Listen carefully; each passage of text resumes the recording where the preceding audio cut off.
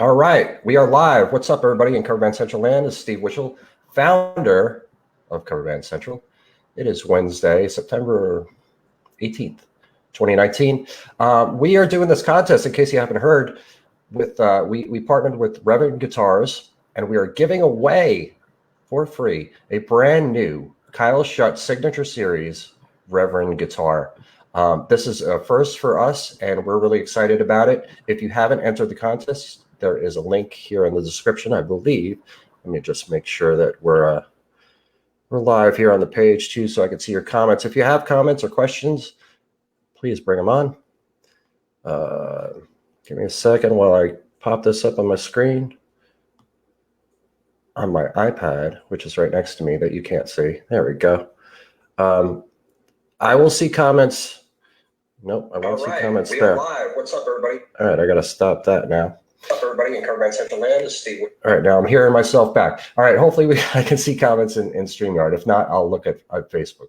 But anyway, we are honored today to have the designer of this guitar, Mr. Kyle Shutt, here joining us.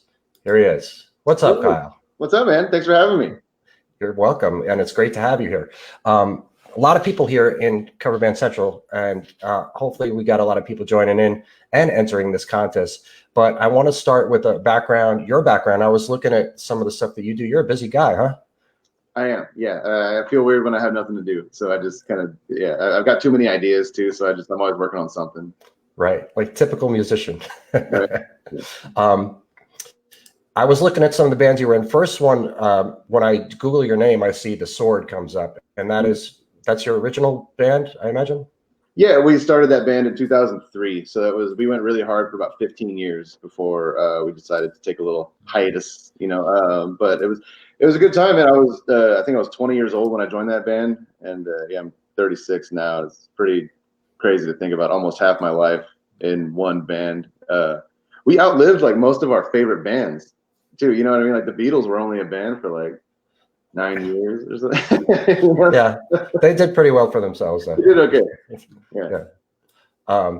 That's cool. And so, are you still involved with that band, or what's happening? Well, we're just we've gone so long, so hard that we all just needed a break from just the grind, if you want to call it that. A lot of us, we've been putting out some solo material too. We just all had a lot of ideas that we wanted to get out, and the music just obviously isn't what it used to be. I mean, when the Sword first came out, we were still getting videos played on MTV and stuff. So it was the climate's definitely changed, and it just felt like enough time had passed to where we needed to just let it simmer for a little while instead of just going hard. I mean, when you're foot to gas for 15 years, like you kind of lose track of time. You just don't realize like how much time has passed, and we got kids now and stuff too. So it's just I needed to take a break, focus on some other things, and being on the road 9 months out of the year is a rough game.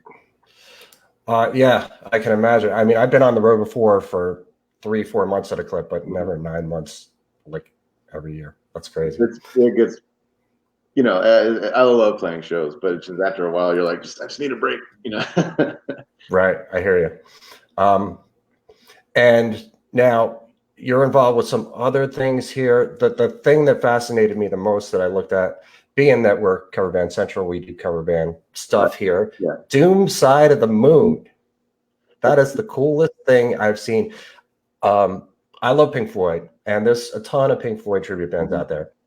But there's something like you guys consider yourselves a heavy metal version of Pink Floyd, correct? Yeah, it was. I mean, you could call it a tribute band, and not so much like a cover band. Like we really put our own spin on it, kind of like the Dub Side of the Moon, if you remember the reggae version of it that came out. Right. Maybe like 2000, 2001, by Easy Star All Stars. Fantastic group. But yeah, their reggae version of Dark Side was just incredible. And also I had the idea. I was just kind of baked one day. I was like, you know what, man? What if we just like did a Pink Floyd band, but with like lasers and metal guitars, and eventually it was like wasn't a joke anymore. I was like, that's a fucking good idea, man. Like I'm gonna look into it, and like nobody had done a heavy metal version of Pink Floyd. Like it's all either straight covers or just like Government Mule did a one that was pretty much pretty in line with the original. I think Dream Theater covered it just as its own thing, but nobody melded it up. So I got a plan together, got called up the ATeam. It took like 13 people to make it all happen. You can't do Pink Floyd lightly. You know what I mean? You got to hire the lasers and the video guy and get the wardrobe together and do the whole fucking show. You know what I mean? Like, it's just, you can't skimp on that because Floyd heads are unforgiving if you fuck For up. sure. You know, sorry. Can I cuss on this? Sorry. It's okay. Yeah. I was going to ask you that about the live show. So you do the whole deal, the lasers and everything. Yeah, and Reverend guitars, because like I've seen bands do video projection live, and it's cool, but it's just they wear all black and you can't really see the band. And I was just like, what if the band wore all white and had all white instruments and whited out the stage, and the entire stage was this moving video projection thing, and then we like projected lasers on top of that, and then had a crazy light show with tons of smoke and stuff, and just sort of take a backseat to the imagery, you know. Like I saw Tool maybe like 10 years ago, and they were kind of like an all white, and everything was just whited out, and yeah, their whole stage was just moving and just this warp fucking cool thing, because you know, people coming to see a Pink Floyd laser show, they're gonna probably be on something, and so yeah, you really gotta make it easier for them to have a good time. Well, it's also fun because like you can mess with them. You can like red and blue are at opposite ends of the light spectrum, so you can like flash red, blue, and it'll totally mess up their depth perception and stuff. Like I love light shows and things like that. It's just it was fun. It was a thing I wanted to do for fun, and it made the fucking Billboard Top 200. That was really impressive for me, just because I mean Pink Floyd did most of the work, obviously, but still, it was a noble effort. I was proud of it. Wait a second. What made the Billboard Top 200? My record, my version of Doomside of the Moon or whatever. Yeah, number 81. Really? Uh-huh. Wow. Congratulations. Yeah, I appreciate that. Yeah, good. That's awesome. I was just watching a couple of the videos, and the band sounds killer. And I mean, like you just said, I'm surprised that nobody ever really did that. Because the two, like Floyd and metal, there's a lot of common ground there with fans. I think a lot of people who are Floyd fans are also Metallic fans or whatever, or Slayer fans. Everybody in the world has a Dark Side of the Moon story, right? It's just one of those, like, it's permeated culture, you know what I mean, like in a way that it's just bigger than Pink Floyd even. It's crazy, but yeah. And the videos you have for it are really cool, like do the whole psychedelic thing that Floyd is about. And I didn't read too much about it, but I don't think you designed the video. Somebody else did. Yeah. Well, I would kind of give him a direction or whatever, but his name was God damn it. He goes by Ignite Design. Shane. Sorry, his name's Shane. He's a guy from the UK that is just a video wizard. Ignite Design is what he goes by. So check out his other stuff. He's a fantastic videographer. He's just sits around animating videos all day. Yeah, that's cool. Doom Side of the Moon. Check it out on YouTube or just Google it.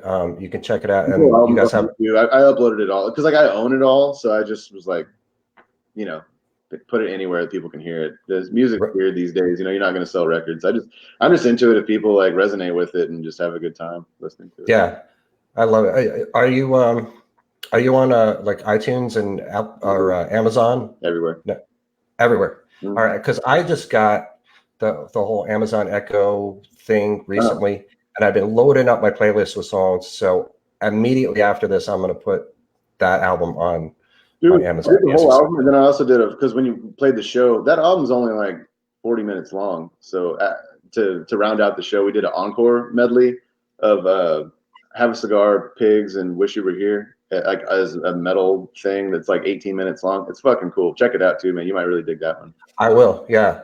Do you do Dark Side like front to back? Mm-hmm. Like you do? Yeah. Like start to finish? Wow. That's cool. When it starts, like when you hear the Speak to Me like samples like start playing and everything, it's like, here we go. You know what I mean? And then like you do, because our version of Breathe is super chill, and then it like goes into On the Run. It just turns into this churning like tension building thing. So like by the time that first hit happens in time, it's like it's a real payoff. It was so much fun to do that record. Yeah, I was just listening to Breathe, and it's almost like you guys did it a little slower, even, and that's a slow song. A little bit, I didn't want to press the Doom button too hard, because you can go full Doom and clear a room out in 5 minutes. But you know, I just like with Pink Floyd, you know, it's you have to honor the source material. You have to. I didn't want to sing. I wanted it to be a singer. You know, I wanted it to maintain, you know, the musicality of it, just like turn everything upside down. I just wanted to be like I took the bass riffs and made that the guitar riff, and then I took the guitar and put that on the saxophone. Then I took the keyboards and I put that on the bass or synthesizers or what, you know, whatever. I just wanted to have fun with it and turn it all upside down. Right on. It's like my deal was like this is the version of the record where if Black Sabbath was the band that played those songs instead of Pink Floyd, you know. That's a great way to look at it. That's a cool idea, man, for any kind of tribute type of bands. Like say what if Radiohead played Jane's Addiction songs? Totally. Like, Jay Robbins, a guy from the band Jawbox in the 90s. He's recorded a lot of Clutch records, and he did a couple of Sword records too. He did a cover band called Depeche Motorhead. I love that. Motorhead, but sang Depeche Mode songs. It was like, "I'm your own personal Jesus." I mean, it worked. It really fucking worked. It was so funny. Yeah, there's a bunch. There's one. Madonica is out there. It's Madonica, Metallica. That's I need to check that out. But I love that. I love hearing about great ideas like that are executed so well that you got it charted on Billboard. I mean, that's incredible. I was fortunate. That was fun. Yeah, it's awesome. And now you just put out a solo record, right? Earlier this year? Yeah, on my birthday this last May. And how's that going? It was fun. I'm getting ready to go on a little mini run up to the Exit 111 Fest in Manchester, Tennessee. It's where they have Bonnaroo, if you would have heard of that. Oh, of course. This is the first year they're doing the Exit 111 Fest. And it's kind of mind-blowing because it's just my solo band, you know? And so it's like it's like the lineup is Leonard Skinner, Slayer, Anthrax, Killswitch Engage, and Kyle Shutt. There you go. Congratulations on that too. That's awesome. It's fun. It's going well. The solo album was just to have fun. I did a Kickstarter campaign for it and just told all my fans, like, have you ever wanted to just straight up make fun of me in Photoshop? Just like make anything you want, I'll post it. And just it started this whole like just snowballing of ridiculous memes or whatever you want to call them. They're all up on my Instagram if anybody wants to scroll. That's just my name at Kyle Shutt. That was a wild ride, but I made the record last November, I think, and it's a little bit of everything. It's like rock, punk rock, rock and roll, kind of a little bit of blues, so even kind of some industrial kind of flair. I'm a multi, faceted guy. I like all kinds of music, and I think that when it was just my name, Kyle Shutt, I was like, it's just gonna be like my journal, dumb as that sounds, just whatever I feel like, whatever I want, Yeah, that's cool. Very much a collaboration, between all of us. And then like Doom Side of the Moon, you're essentially just recreating some of the best songs of all time. And so this one, I was just like, I just want to get in there and just make a punk record the old way, because I played every instrument, like drums, bass, vocals, keyboards, everything. So you're one of those guys, huh? Not that I'm like the best drummer in the world or whatever, but I just wanted to make a record like the first two Prince albums when it was just him in there. Or like Lenny Kravitz did that a lot too, just him making a record. So since it was my name, I thought it was appropriate. That's why I didn't come up with like a band name for it or anything. Gotcha. I'll have to check that out too. That's on Amazon as well, I would imagine. Everywhere, yeah. Type it in. Very cool. I will listen to that later. All right, so let's get to Reverend. How did you first start getting involved with Reverend guitars and get to design this beauty? Man, it was a real like a natural thing, because I did a benefit for the Children's Cancer Association in South by Southwest, and this was 2015, maybe it might have been 2016. Chris Funk from the Decemberists, he organizes this event every year for the CCA, and it's all for kids and stuff. Like it's from like 8 a.m. to noon, like nice. I up early for it. And it's all free. It's all for kids, and it benefits, like I said, Children's Cancer Association, and it's just a really positive thing. But there was this company there that was South by Southwest. It has like a tech side to it too. So like all these companies are there debuting their new technology and stuff. And there was this one company that had a Bluetooth air guitar wristband. The kids could like just, like just, it's just a toy. But Right. they used to have a thing where, like, a part of the event where there was like a shred off between a kid and then a well-known guitar player, where like with a real guitar, like going back and forth. And Chris, since it was in Austin, he reached out to me and said like, "Hey, do you want to be a part of this?" And I was just like, "Duh, that sounds awesome." But I had the idea. I was like, "What if the kid that beats me wins the guitar that I have?" Like, do you know anybody that might donate a guitar or anything like that? Because I just didn't want to hand over any of my Les Pauls or anything. Right. But he was like, "Yeah, let me call it." He called Ken Haas at Reverend, and they sent a flat rock down. And yeah, I can play anything. I don't care. I'm not a snob, So I was just like, "Yeah, well, just if it's a guitar and it works, give me an amp, plug it in, it'll be fine." And Right.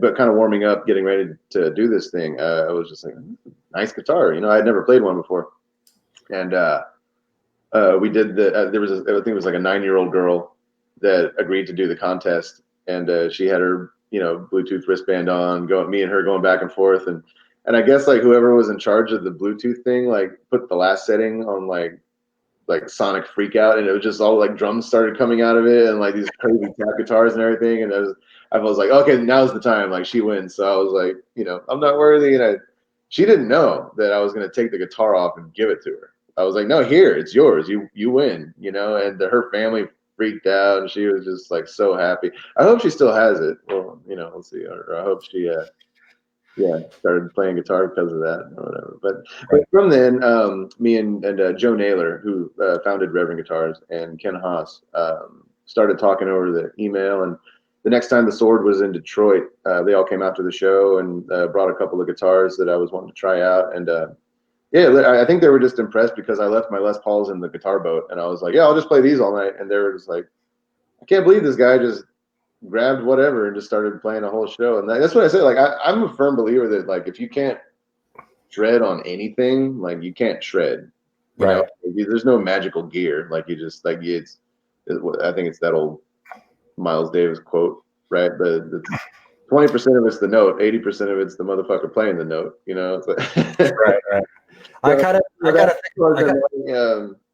mentality, and they were just, I guess, really impressed with that. And we started talking about, hey man, like what would you do if you could augment it in any way? And then we started talking, and we came up with this bad boy right here. It's oh yeah.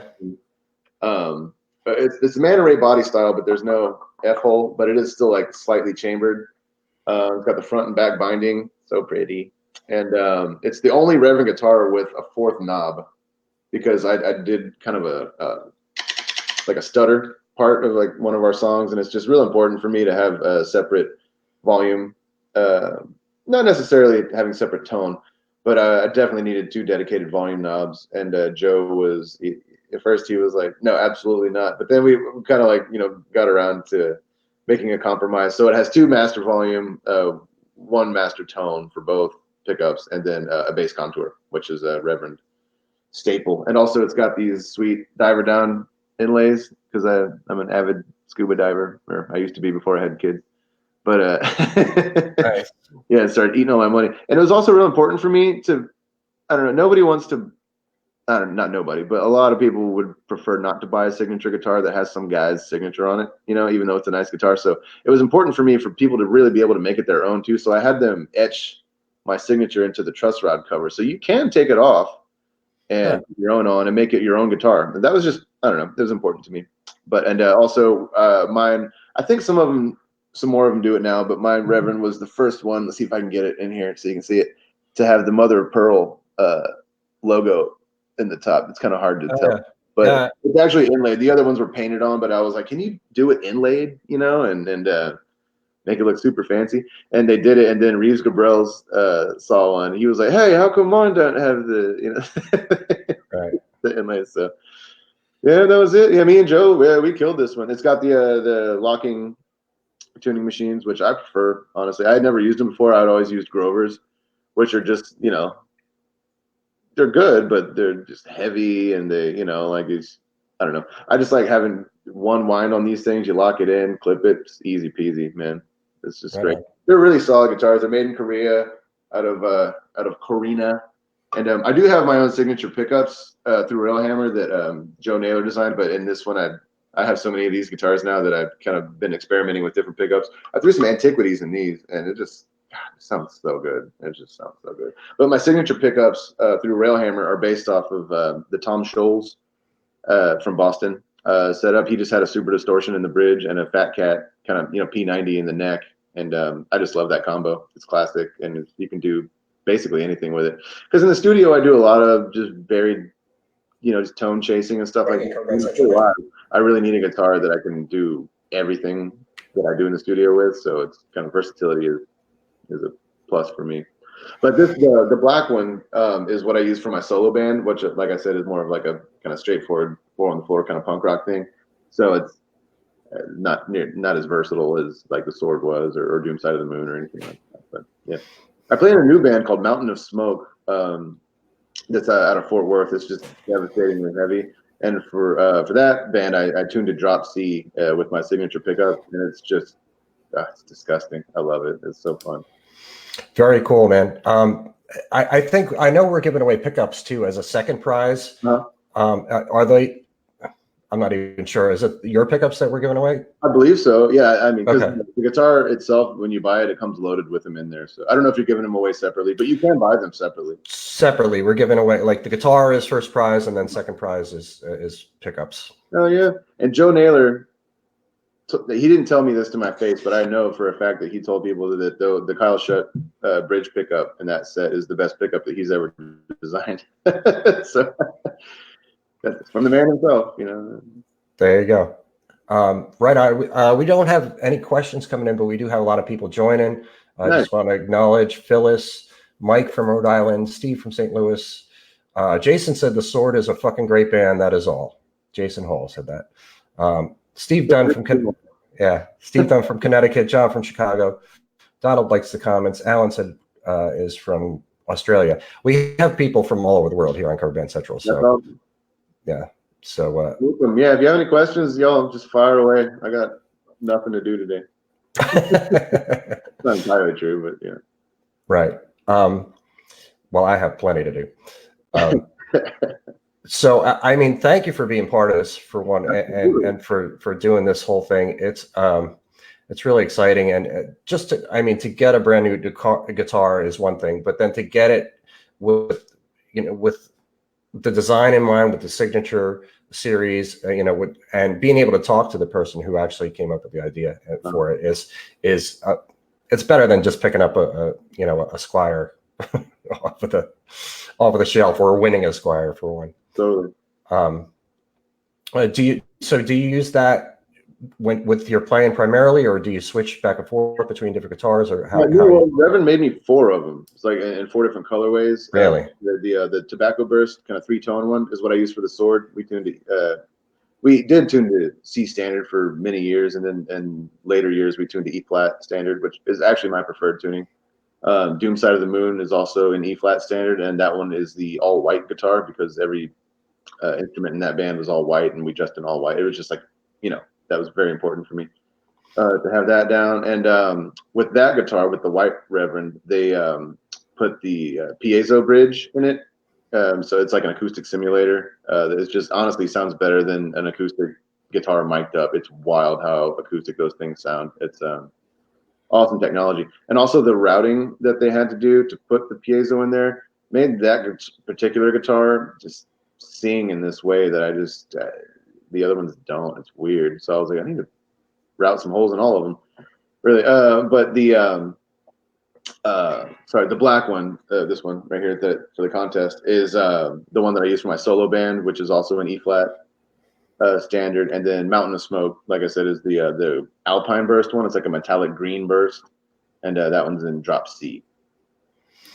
Very cool. Yeah, that's all I play. I sold. Gibson decided to start suing everybody. Their new business move, and it really pissed me off. So I sold both of my Les Paul Customs, and I play exclusively Reverend now. There you go. Very good. Brandon asked, "What's this about?" So he's not paying attention, or he just joined. So I'll just. Brad, what do you want to know? What am I wearing? Yeah, right. But I'll recap for Brandon or for anybody else that joined late. We are giving away a brand new Reverend Kyle Shutt signature guitar, and this is Mr. Kyle Shutt right here. He has that guitar in his hand. And you can enter this contest. There's a link, and he's got pics. Throw in a couple pics here for the winner too. That would be cool. There you go. There should be a link in the description here of this live video on the page. You can click that link and enter the contest. It's pretty simple to enter, and it's free to enter. Yeah. If you don't see the link, just go to the website, coverbandcentral.com, and you'll see a little picture there of the guitar. Just click on that, and you can enter. So that's what this is about, Brandon. We're giving away a guitar, and we're talking to Kyle, who made the guitar. Enter your name, man. I hope that answers this question. Could win. You could win. Steve Dunn asked, what gauge strings do you use when you tune down to C? For C standard or drop C, I prefer to use the Ernie Ball skinny top heavy bottoms because they go from 10 to 52. So it's like you can still, they're thin enough to where when you tune that low, they kind of warble slightly out of tune. It kind of gives it that wow, that kind of thing. Whereas if I played with 11s for a while and it was just too stiff. I bend a lot. I don't really use like very much tremolo or anything like that. So I definitely am a slow hand kind of bendy guy. But when I tune to E flat though, I use just the regular super slinkies, the 9s. Okay, I hope that answers Steve's question. For whatever reason, I don't know. I just call it clever marketing or a cool packing design. But I just love Ernie balls. I don't know, they're great. I can call up Brian Ball whenever I want, and he answers the phone and he just sends me strings. So it's just a good relationship with those people. They're real nice. There you go. That's great. I'm a bass player, so when guitar players are talking about gauges, I'm just like, yeah, okay, whatever. I'll play 180s, or whatever. Right. Well, I buy strings. I change my strings like twice a year. So, yeah. And I play a lot too. So. Pick or finger? What I do mostly finger, but I use a pick when I want that sound and I want that tone. Because I play, primarily covers, and there's certain songs. Oh yeah, like these song, you got to have that pick or just whatever. Yeah, totally. Yeah, certain songs where the original track you could tell that the bass player is using a cover, or using a pick, like yeah, I know what you mean. Yeah. The songs that I just keep it in my pocket too. So when somebody calls that song, I'm like, oh, okay, pick. Yeah. And I never really did it much. I learned with fingers. I didn't, I've been playing for 35 years, and for the first 25, I never used a pick. Yeah. And then I just wanted to change it up and kind of learn how to do it and really kind of get that tone out of it. And Steve Harris like just tearing ass, or like Cliff Burton or whatever like that. You're like, fuck a pick, man. You don't need that. But yeah, sometimes it really does help the sound, especially doing I do like soundtrack stuff too. So like sometimes I want to do like something more robotic or like kind of like the 80s sci-fi kind of sounding thing, and it helps to have the pick just like staccato kind of sounding. Roger Waters, a lot of the Pink Floyd stuff was with pick too. So that's why with Doomside I was like, these bass riffs are the riffs. You know what I mean? Like the guitar really isn't playing riffs at all in like the Pink Floyd stuff. Right. Yeah. People like turn those songs into riffs. Yeah. And there's a lot of the bass purists out there that are like, yeah, look that, don't play with a pick. Who the hell are you? Whatever. But I grew up on Iron Maiden and Rush, and so in order to get like the Maiden triplet Steve Harris thing, I needed to use my fingers for that. But then you listen to Yes, like Chris Squire just going nuts with that pick and a Rick. You know what I mean? It was just so cool, man. There's so many different ways to play bass. I love it. Yeah. You know what I love the most about bass is when you see a country band. I'm from Texas, so like a lot of honky tonks and country bands play down here, and like the country bass players are like, they look like they're doing nothing, but those cats are like the best bass players in the world. It's just that they don't need to flex all the time. You know what I mean? But it's just like they can do anything. It's wild, man. Those country bass players, dude, love it. Yeah, the bass players, some of the bass players that are really great, you barely notice that they're there at all. That's how you can tell they're good. Yeah.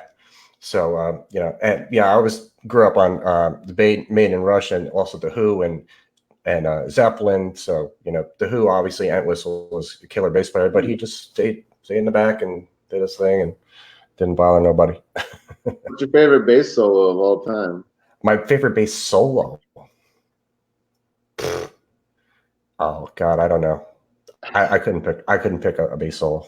I don't know. Anastasia pulling teeth. I guess, you know, Yeah. my generation, or Jocko had a couple of cool ones. What's that guy? I was gonna say Jocko, but I didn't want to get too far out of the spectrum of Right. rock. But yeah, I mean, yeah, Jocko's just ridiculous. Yeah. All right, my friend. Anything that you want to let the audience know? We told everybody about Doom Side of the Moon. Please check out his band, Doom Side of the Moon. They're killer. The Sword, and your solo record. Anything else that you want to say to the folks out there? The Mountain of Smoke band that I'm in got a record now. It's hopefully we can get it out early next year, or if we ended up putting it out ourselves, we might just like break it up into a series of EPs. Music's kind of weird right now, you know, releasing albums and stuff. So just Mountain of Smoke's really fun because it's like no pressure. It's just like really disgusting heavy music. That's just what I love to play, and just like we're not on a rigid timeline or anything. So it really is just like pure fun. So that's what I'm doing. And then the Exit 111 Festival in Manchester, Tennessee on October 11th. You can catch Leonard Skinner and your boy here. That is so cool, man. I made a banner for Reverend. I want people to make sure you visit Reverend Guitars. They are donating this guitar that Mr. Kyle Shutt designed, and make sure you visit their site and check it out. And then to get in the contest, this is where you go: coverbandcentral.com/sweepstake. It's got to be capital S, which is weird. Yes, but type it in. But I did put the link. It doesn't have to be capital S. Okay. Yeah, it's got to be a capital S for some reason, but I did put the link in the description of this video, and you could also just go to the website, coverbandcentral.com, and get in. All right, dude. Thank you so much, man. I think you're a great guy, man, and I hope to actually meet you someday in person. Absolutely, yeah. I'll be around. Don't be shy. If you have a number or whatever, just call me up. You got it. And yeah, again, thanks for being a part of this and donating this guitar and all that. And we will talk to you soon. Oh, yeah. Good luck, y'all. Thanks, brother. Yeah. All right. That's it, everybody. Thank you for joining. If you want to sign up for the contest, the link is in the description. Do that now. And we'll talk to you soon. Peace.